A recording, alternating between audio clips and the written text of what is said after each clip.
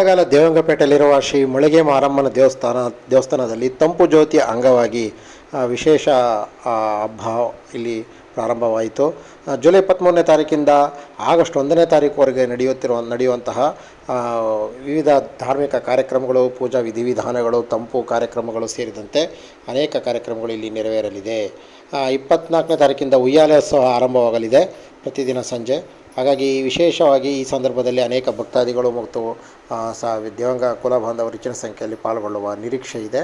ಮತ್ತು ಎಲ್ಲ ಪೂಜಾ ವಿಧಿವಿಧಾನಗಳು ಪ್ರತಿನಿತ್ಯ ವಿಶೇಷವಾಗಿ ನಡೆಯುತ್ತದೆ. ಮೊಳಗೆ ಮಾರಮ್ಮನ ಹಬ್ಬ ಅಂದರೆ ವಿಶೇಷವಾಗಿ ಕಳೆದ 83ನೇ ಇಸ್ವಿಯಿಂದನೂ ಕೂಡ ನಡೀತಾ ಇದೆ. 41ನೇ ವರ್ಷ ಅಂತ ಹೇಳ್ಬೋದು.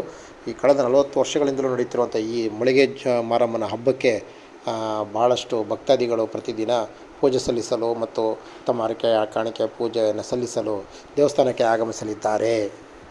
ಇದರ ಅಂಗವಾಗಿ ದೇವಸ್ಥಾನದ ಭಾಗದ ಎಲ್ಲ ಪ್ರದೇಶಗಳಿಗೆ ದೀಪಾಲಂಕಾರ ಸೇರಿದಂತೆ ವಿವಿಧ ಪೂಜಾ ವಿಧಾನಗಳು ನಡೆಯಿತು.